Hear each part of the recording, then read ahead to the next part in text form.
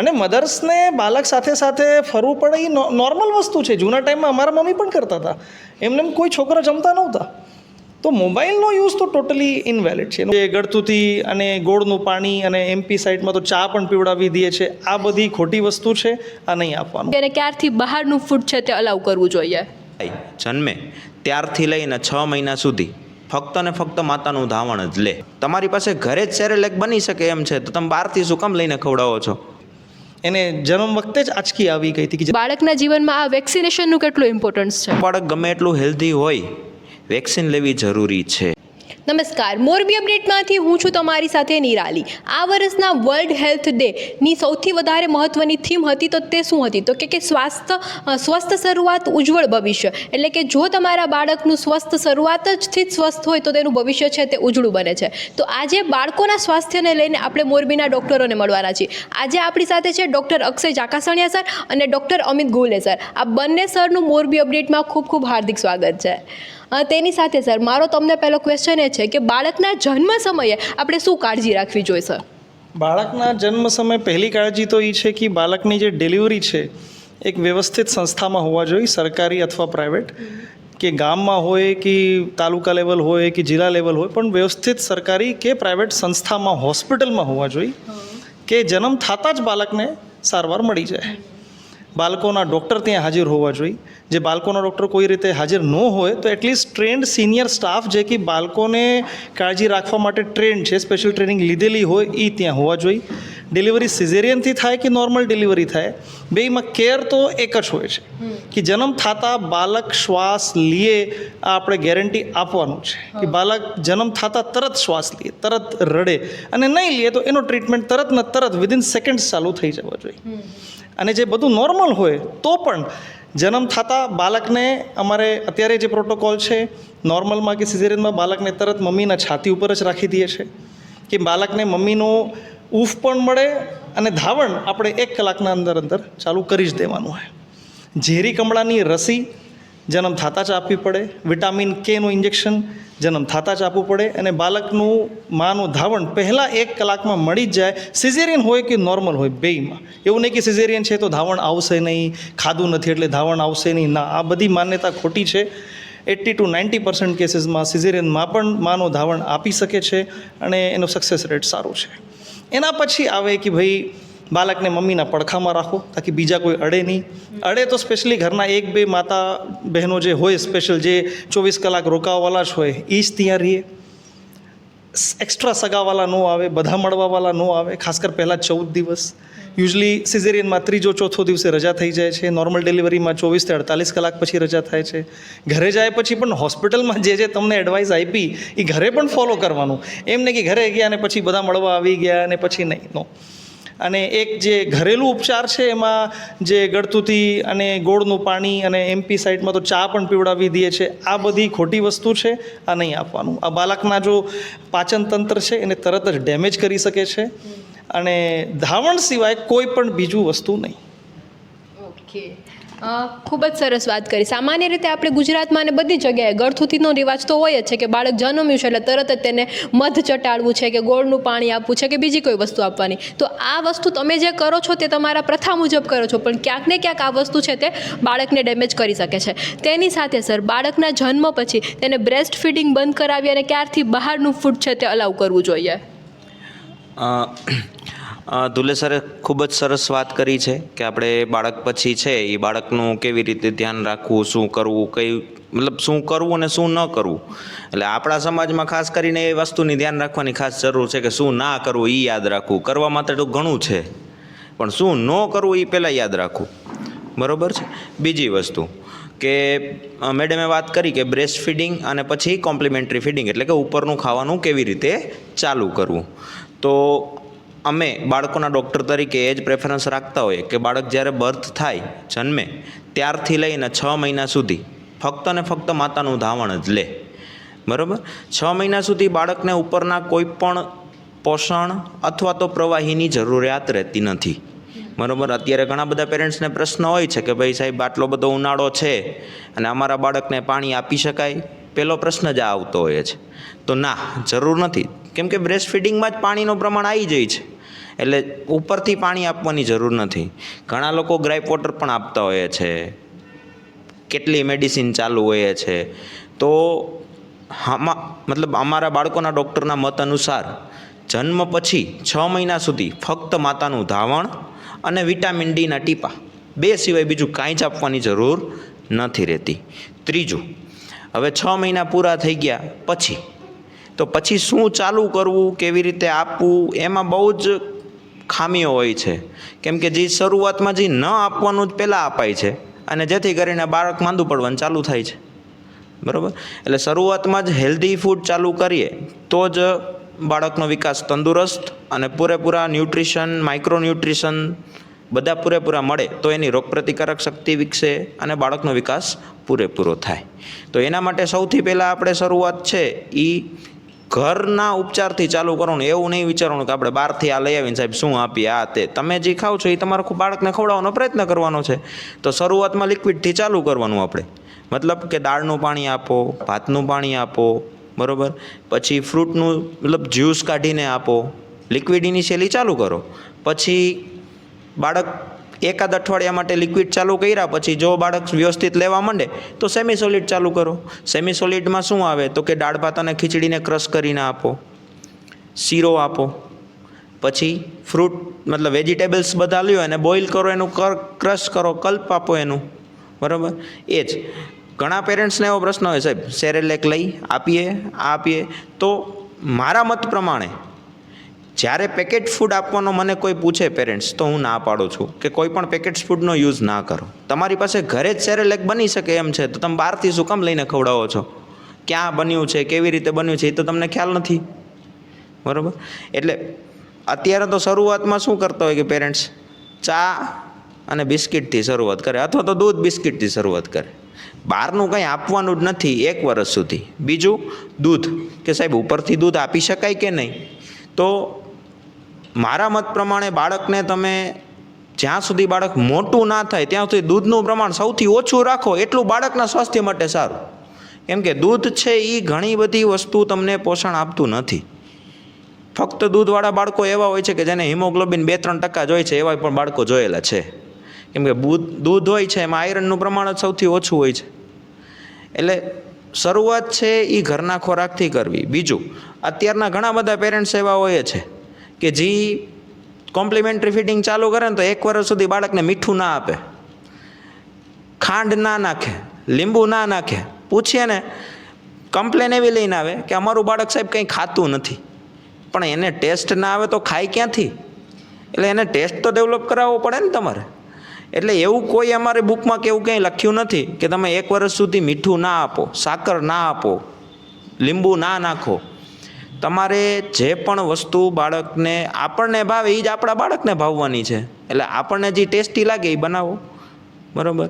બીજું કે શું ન આપવું તો કે દૂધ, બિસ્કિટ, ખારી, ટોસ, ભૂંગળા, ગાંઠિયા, મમરા, ગાંઠિયા કે જે નમકીન વસ્તુ છે એ બાળકને ના અડાડો. ત્રીજું, તમે એવી કમ્પ્લેન કરશો કે દીધું પણ લેતું નથી, પણ શરૂઆતમાં દ્યો, ના લે, બીજી વાર આપો, ના લે, ત્રીજી વાર આપો, એવું તમે રિપીટેડ કરશો તો એને ટેસ્ટ ડેવલપ થશે, પછી એ જ વસ્તુ એને ભાવવા માંડશે ને ખાવા માંડશે. એટલે જન્મ પછી 6 મહિના પછી ઉપરનું ખવડાવવાનું ચાલુ કરવાનું. 6 મહિના સુધી ફક્ત માતાનું ધાવણ જ આપવાનું. અને જે ઉપરનું ખવડાવવાનું ચાલુ કરો એ તમારા ઘરનું આપવાનું, બહારથી લાવીને કાંઈ નહીં આપવાનું. બરાબર છે? ઓકે, ખૂબ જ સરસ વાત કરી સરે કે ઘણી બધી વખત કેવું હોય છે કે માતાઓને એમ હોય કે હું આ લઈ આવીને આપીશ ને તો તેના માટે સારું, હું આ લઈ આવીશ ને તો તેને આ મળી જશે. પરંતુ તમારા ઘરનો બનેલો ખોરાક જ તમારે જ્યારથી તેને જમવાનું ચાલુ કરો છો ત્યારથી તમારે ધીમે ધીમે ચાલુ કરવાનો છે.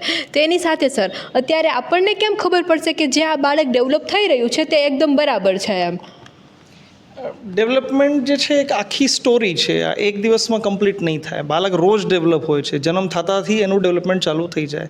ડેવલપમેન્ટ એવરી ડે ચાલુ છે. એટલે એની મોનિટરિંગ પણ એવી રીતે જ હોય છે. આજે બાળક જન્મેલું પછી વર્ષ પછી લઈને આવે કે આ તો વ્યવસ્થિત બેસતો નથી અને આ તો હાલતા ન શીખો, આ તો બોલતા નથી શીખતો, મારા જેઠનો છોકરો તો જો ઊભો થઈ ગયો. તો આવા પ્રશ્નોના એક જ જવાબ હોય છે કે બેન તમે 1 વર્ષ તો મને બતાવવા આવ્યા નથી. તો ડેવલપમેન્ટ જે છે એક સ્ટોરી છે જેના કે જુદા જુદા પાર્ટમાં અમારે ચેક કરવું પડે. એટલે જન્મ પછી ઠીક છે 8-10 દિવસ 12 દિવસ પછી 1.5 મહિને 2.5 મહિને 3.5 મહિને જ્યારે રસીકરણનો ટાઈમ હોય છે ત્યારે તમે ડેવલપમેન્ટ વિશે બાળકના ડૉક્ટરને પૂછો. અમે ચેક કરીને તમને ઘણું બધું બાળકની લંબાઈ, બાળકનું વજન, બાળકનો માનસિક વિકાસ, શારીરિક વિકાસ આ વિષયમાં તમને જાણકારી આપી શકે છે. પણ કારણ કે અત્યારે રસીકરણ ઘણીવાર સરકારી હોસ્પિટલ્સમાં થાય છે, ગામડામાં થઈ જાય છે, તો ઘણા બધા બાળકો મારી પાસે આવતા નથી. એ ના હોય તો હાવ મોટી વસ્તુ કે જે બાળકને પહેલી વસ્તુ કે બધા બાળકોને ડેવલપમેન્ટ માટે વિચાર કરવાની જરૂરત નથી. જે બાળકને જન્મ થતાં જ કોઈ પ્રોબ્લેમ થઈ હોય, જે કે આપણે હાવ પહેલાં વાત કરી હતી, સમજો જન્મ પછી રોયો નથી, 8 દિવસ 10 દિવસ હોસ્પિટલ દાખલ કરવું પડ્યું, પ્રીમેચ્યોર હતો, ઓક્સિજનની જરૂરત પડી, વેન્ટિલેટરની જરૂરત પડી, એને જન્મ વખતે જ આંચકી આવી ગઈ હતી કે જન્મ અમુક દિવસ પછી આંચકી આવી હતી, બ્રેનમાં હેમરેજ થઈ ગયું હતું, મેન તો ઓછા દિવસના બાળક, ઓછા વજનના બાળક, આને ડેવલપમેન્ટલ કેરમાં રાખવું પડે. એટલે રજા પછી અમારા સ્ટ્રિક્ટ ગાઈડલાઇન છે કે 3 મહિને, 6 મહિને, 9 મહિને, વર્ષ, 1.5 વર્ષ, 2 વર્ષ, 2.5 વર્ષ સુધી એને ખાસ ડેવલપમેન્ટની તપાસ માટે લઈને આવવાનું. પ્રશ્ન શું છે પ્રોબ્લેમ કે ડેવલપમેન્ટની તપાસ સ્પેશિયલી કરવું પડે, જુદા ટાઈમથી કરવું પડે. એનો ટાઈમ અને એનું સિસ્ટમ જુદા હોય છે. એનો આખો એક પ્રોટોકોલ છે જે કે અમારી ભાષામાં કહેવાય DASI, DASII, developmental assessment scales in Indian infants. તો એ અવેલેબલ છે મોરબીમાં મારા પાસે. પણ પ્રોબ્લેમ શું છે, એના માટે જુદા 1 કલાક 1.5 કલાક ડૉક્ટરને અને બાળકને, માતા પિતાને બેસવું પડે, જેના માટે થોડુંક વહેલા એપોઇન્ટમેન્ટ લેવું પડે, અને ડૉક્ટરે જે ટાઈમ તમને કીધું એ ટાઈમ પ્રમાણે તમારે આવવું પડે. અને રેગ્યુલર ઓપીડીમાં, રૂટીન ઓપીડીમાં સવારે 8 થી 2 વાગ્યાના વચ્ચે એ કામ નહીં થઈ શકે. એના માટે યુઝલી અમે લોકો બપોરે 4 થી 5ના ટાઈમ આપે છે. તો એ બધું એક પ્રોસેસ છે જેના માટે અમે તો કહીએ છીએ કે લોકોને કે આવો, પણ 50% લોકો આવે છે, એ પણ 1-2 વાર આવે પછી આવવાનું બંધ કરી દે છે. એટલે ડેવલપમેન્ટનો એ જ છે કે સેન્સિટિવિટી બહુ જરૂરી છે. અને મોડું કરીને આવો, 3 વર્ષના બાળકને લઈને આવો કે આ તો બોલતો નથી, તો પછી તમે ઓલરેડી આ મોડું થઈ ગયું. એટલે આ પ્રોસેસની શરૂઆત રાઈટ 3 મહિનાથી ચાલુ થઈ જવા જોઈએ. ખાસ કર 2 હું ઇમ્પોર્ટન્ટ રિપોર્ટ્સની વાત કરું છું. એક આંખના ડેવલપમેન્ટ, કારણ કે બાળકમાં જે આંખનું અને કાનનું ડેવલપમેન્ટ નહીં થાય તો આગળનું બધું ડેવલપમેન્ટ એમાંય બંધ થઈ જાય. મેક્સિમમ જે સ્ટિમ્યુલેશન છે એ આંખથી અને કાનથી જ આવે છે. એટલે એના 2ના રિપોર્ટ, એક આંખના રિપોર્ટ એટલે કે આરઓપી, જેમાં કે મેં રેટિના, આંખના જે પડદા હોય અંદરના એને ચેક કરે છે, અને એક કાનને સાંભળવાની રિપોર્ટ, એટલે એ સાંભળવાની રિપોર્ટ નથી, એ પણ બ્રેનની રિપોર્ટ છે, જે કે અમારી ભાષામાં કહેવાય બેરા, BERA. 2ની ફેસિલિટી મોરબીમાં અવેલેબલ છે. બધા બાળકો માટે નહીં, પણ જે બાળકો NICUમાં દાખલ થયા હોય કોઈ પણ કારણથી, એના માટે આ ફરજિયાત છે. અને અવેલેબલ છે, મોરબીમાં અવેલેબલ છે. ઘણા બધા કરાવે પણ છે, ઘણા બધા નથી કરાવતા. ખૂબ જ સરસ વાત કરી કે બાળકનું જો ડેવલપમેન્ટ તમારે જોવું હોય તો તમારે રેગ્યુલર ચેકઅપ માટે ડૉક્ટર પાસે લઈ જવું પડશે, તો તમને ખબર પડશે કે તેનું ડેવલપમેન્ટ બરાબર થાય છે કે નહીં. અને તે પણ કેવા બાળકોમાં ખાસ જરૂરી છે કે જે બાળકને જન્મતાની સાથે જ કોઈ પણ જાતનો પ્રોબ્લેમ છે તો તેનું રેગ્યુલર ચેકઅપ કરાવવું ખૂબ જ જરૂરી બની જાય છે. તેની સાથે સર અત્યારે વેક્સિનેશનનું ઘણા બધા પેરેન્ટ્સનું, વેલ એજ્યુકેટેડ પેરેન્ટ્સ પણ એમ કહે છે કે ના અમારું બાળક તો એકદમ હેલ્ધી છે, અમારે તેને વેક્સિન નથી મુકાવી. તો બાળકના જીવનમાં આ વેક્સિનેશનનું કેટલું ઇમ્પોર્ટન્સ છે? વેક્સિનેશન માટે વાત કરીએ ને તો આપણે છે ને થોડુંક પાસ્ટમાં જવું પડે, બરાબર. આજથી કરીને 50 years બેક તમે આપણા ડેથ રેટના આંકડા બધાય જોઈ લેશો એટલે તમને ખ્યાલ આવી જ જશે કે જે પહેલાં ડેથ રેટ હતા એ અત્યારે નથી થતા, બરાબર. એટલે એ ડેથ રેટ આપણે પ્રિવેન્ટ કરી શકીએ છીએ બચ્ચામાં, બરાબર. બચ્ચાની કેર ઇમ્પ્રૂવ કરી શકીએ છીએ. પહેલાં અત્યારે જે ન્યુમોનિયાની વેક્સિન ગવર્મેન્ટમાં પણ હવે ચાલુ થઈ ગઈ છે, બરાબર. તો એ ન્યુમોનિયાની વેક્સિન, તમે ન્યુમોનિયાનું જે હવે ઇન્સિડન્સ તમે જુઓ કે જે પહેલાં બહુ મોટા પાણી ભરેલા, ફેફસામાં પાણી ભરેલા ન્યુમોનિયાના કેસની બધું આવતા હતા, બરાબર, એ અત્યારે સિગ્નિફિકન્ટલી ઓછા થઈ ગયા છે. અમે જ નથી જોતા. જીવતું જાગતું ઉદાહરણ તમે પોલિયોમાં લઈ લ્યો કે પહેલાં પોલિયોના કેટલા કેસ આવતા હતા, અપંગ થઈ જતા હતા, આજીવન તમારે ખોટખાપણવાળું બાળક રહે. એ અત્યારે પોલિયો કેટલું છે ઇન્ડિયામાં? નથી, બરાબર. ત્રીજું, ઉનાળામાં જોઈ લ્યો. પહેલાં જ્યારે ઉનાળો આવતો ને ત્યારે ઝાડા ઉલટીના રાફડો ફાટી નીકળતો, એટલા કેસ આવતા કે આપણે હોસ્પિટલમાં એડમિટ કરવા પડતા. ને અત્યારે ઝાડા ઉલટીના પેશન્ટો માંડ 1-2 માંડ એડમિટ હોય, હોતા જ નથી. કેમ? રોટા વાયરસની વેક્સિન આવી ગઈ તમારી પાસે. તો મેઇન વસ્તુ એ છે કે તમારું બાળક ગમે એટલું હેલ્ધી હોય, વેક્સિન લેવી જરૂરી છે. બીજું, જો તમે એમ વિચારતા હોય કે તમારું બાળક હેલ્ધી છે એટલે વેક્સિનેશનની જરૂર નથી, બરાબર, તો તમારું બાળક એ ડિસીઝના કોન્ટેક્ટમાં નથી આવ્યું એટલે હેલ્ધી છે અને બાકીના બધા બાળકો વેક્સિનેટેડ છે. હવે એ કન્ડિશનમાં જો એ બીમારીનું એપિડેમિક નીકળે તો તમારું બાળક સૌથી વધારે હેરાન થાય બીજા બાળકોની કમ્પેરિઝનમાં. બીજા તો વેક્સિનેટેડ છે એટલે એ પાર્શિયલ ઇમ્યુનિટી પણ ડેવલપ થઈ હશે ને તોય પાર્શિયલ કોરોના જેવું છે કે ભાઈ વેક્સિન લ્યો તો કોરોના થઈ શકે પણ ઓછી તીવ્રતાવાળો થાય. એ બધા વેક્સિનેટેડ હશે તો એને ઓછો થશે, તમે નહીં મૂકો તો તમારા બાળકને વધારે થશે. એટલે અત્યારે વેક્સિનેશન કરવું કમ્પલસરી છે, બરાબર. બીજું કે કેટલું વેક્સિનેશન કરવું, કેવી રીતે કરવું. ત્રીજું, અત્યારે છે ને ટ્રેન્ડ ચાલુ થાય છે, પેશન્ટ બતાવવા આવે ને પૂછીએ કે ભાઈ કેમ વેક્સિનેશન નથી કરાવ્યું, તો કે સર 2 મહિનાથી તો માંદી જ છે. તો મારો ક્વેશ્ચન એ છે કે 2 મહિનામાં 2 દિવસે સાજી નથી કે તમે એને વેક્સિનેશન માટે લઈ જાઓ, બરાબર. 2 મહિનાથી આ માંદી હોય બાળક તો અત્યારે એને દાખલ કરવું પડે. 2 મહિનામાં કાંઈ એક પણ દિવસ એવો સાજાવાળો ગયો જ નથી તમારે કે વેક્સિનેશન કરાવવું પડે. એટલે વેક્સિનેશન તમારું મસ્ટ છે, બરાબર. વેક્સિનેશન ઘણી બધી બીમારીઓને પ્રિવેન્ટ કરે છે. આપણા જે પાછળના જે રેકોર્ડ્સ જોઈએ, બરાબર, તેમાં આંકડામાં ઘણો બધો સુધારો છે, પરિવર્તન છે. એટલે વેક્સિનેશન તો મસ્ટ છે, બરાબર. વેક્સિનેશન કરાવવું કમ્પલસરી છે, બરાબર. એટલે વેક્સિન અત્યારે કયા ટાઈમે આવે તો કે બર્થ વખતે આવે, પછી 1.5 મહિને આવે, 2.5 મહિને આવે, 3.5 મહિને આવે, બરાબર. પછી 6 મહિને અને 7 મહિને આવે છે એ ગવર્મેન્ટ નથી આપતું. 9મા મહિને આવે છે એ પાછું આપે છે. પછી 12મા મહિનાવાળું નથી આવતું, 15મા મહિને નથી આવતી, 1.5 મહિનાવાળી 1.5 વર્ષવાળી પાછી આવે છે, અને 22 મંથવાળી છે એ નથી આવતી. ને પછી 5 વર્ષે ને 10 વર્ષે. તો આટલો ટાઈમ તો તમે કાઢી શકો ને. ગણીને તમે ટોટલ દિવસ ગણો તો મેક્સિમમ 12 થી 15 વખત તમારે હોસ્પિટલ જવું પડે. તો એટલા દિવસ તો તમારે કાઢવા જ જોઈએ તમારા બાળકના હેલ્થ અને ફ્યુચર માટે. એટલે મારા હિસાબ પ્રમાણે તો વેક્સિનેશન કમ્પલસરી થવું જ જોઈએ. ઓકે, ખૂબ જ સરસ વાત કરી વેક્સિનેશન માટેની કે કઈ વેક્સિન કેટલા મહિને આવે છે અને કેવી રીતે અપાવવાની હોય. અને જો વેક્સિનેશન તમે નથી આપતા તો ઇન ફ્યુચર કોઈ પણ ડિસીઝ થવાના ચાન્સીસ તમારા બાળકને વધારે છે અને તમારું બાળક હેરાન પણ થઈ શકે છે તેમાં. તેની સાથે સર અત્યારે આપણે ત્યાં નોર્મલ ટ્રેન્ડ થઈ ગયો છે કે બાળક જમતું ન હોય ને એટલે દરેક મમ્મી છે તે તેના બાળકને મોબાઈલ આપી દે છે અને પછી જમાડતી હોય છે. તો આના વિશે તમારું શું કહેવું છે? મોબાઈલ 2 વર્ષથી ઓછા બાળકો માટે અત્યારે દેશમાં અને વિદેશમાં બધી જગ્યાએ સ્ટ્રિક્ટ ગાઈડલાઇન્સ છે. કોઈ સ્ક્રીન નહીં, નો સ્ક્રીન, મોટી નાની બેય નહીં. એટલે 6 મહિનાથી જમાડવાનું ચાલુ કરે ત્યારે તો મોબાઈલનો પ્રશ્ન જ નહીં. એ ટોટલી રોંગ છે અને એબ્સોલ્યુટલી રોંગ જ છે, એમાં કોઈ ડાઉટ જ નથી. અત્યારે પ્રોટોકોલ કહે છે કે બાળક જન્મેલો હોય ને, તરત જન્મેલો બાળક એના 2 મીટરના એરિયામાં પણ ઇલેક્ટ્રોનિક ડિવાઇસ ન હોવા જોઈએ. તો મોબાઈલ તો પ્રશ્ન છે. મોબાઈલમાં મેં જે જોયો એ શું કરે છે કે જે કંઈ બતાવતા હોય એના માતાઓ, આ બધું કલર્સ એક ફટ કલર્સ જાય, સ્ક્રીન ઉપર શેપ્સ જાય, બાળકો ખાલી એને ફોલો કરતા હોય. તો એ જે મધર કોઈ બુકમાં બતાવી દે, આટલી મોટી બુક લઈ લે, બુકમાં આટલો મોટો એ લખેલું હોય કે કોઈ બીજા જાનવરનો ફોટો બનાવેલું હોય, આ બુક ક્રોસ કરીને બતાવી શકે છે મધર. જેને કંઈ બતાવવાનું જ હોય તો આ એક ઓપ્શન છે. ગીત સંભળાવી શકે છે. અને મધર્સને બાળક સાથે સાથે ફરવું પડે એ નોર્મલ વસ્તુ છે. જૂના ટાઈમમાં અમારા મમ્મી પણ કરતા હતા. એમને કોઈ છોકરા જમતા નહોતા. તો મોબાઈલનો યુઝ તો ટોટલી ઇનવેલિડ છે, એનો કોઈ સેન્સ જ નથી. અને મેં તો પોતે જોયેલું છે. એકવાર આઈ થિંક હું રેલવે સ્ટેશનમાં બેઠો હતો વેઇટિંગ રૂમમાં, એક બાળક 2 હાથમાં મોબાઈલ લઈને બેઠો હતો અને મોટો બાળક હતો, ઓલમોસ્ટ 4-5 યર્સનું હશે. અને મમ્મી પપ્પા પણ આજુબાજુ બેઠા હતા અને એ મોબાઈલ જોતો, મમ્મી મને પાણી આપો, જે મમ્મી પાણી લઈને દે એટલે મોઢામાં આપે, પપ્પા મને એ આપો, પપ્પા એ આપે. તો આને 2 હાથમાં મોબાઈલ, એ કંઈ હાથથી કંઈ કરતો નહોતો. તો આ બાળક પછી ઓપ્શન જ નથી કોઈ. તમે 6 મંથથી જ એનો ફ્યુચર માટે તમે પ્રોબ્લેમ કરો છો. મોબાઈલ કોઈ હાઈ લિવિંગ સ્ટેન્ડર્ડનું સિમ્બલ નથી કે અમે મોબાઈલ બતાવી દીધું, બહુ સારું કામ કર્યું. નો, નોટ એટ ઓલ. મોબાઈલમાં રાઇમ્સ બતાવવાની પણ જરૂરત નથી. એના માટે જ્યારે ટાઈમ આવશે, 2.5-3 વર્ષનું બાળક થશે, તમે એને પ્લે ગ્રુપમાં મોકલશો, એના ટીચર એને રાઇમ્સ બધું શીખવી દેશે. તમારે એને કંઈ સ્પેશિયલી રાઇમ્સ બતાવવાની જરૂરત નથી. ડેવલપમેન્ટ એક પ્રોપર એન્વાયરમેન્ટમાં થશે જ, એમાં કોઈ ડાઉટ જ નથી.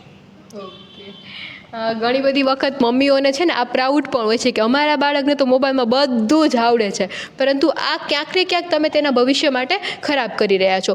તેની સાથે સર મોરબીની પબ્લિકને અત્યારે તમે શું મેસેજ આપવા માંગશો?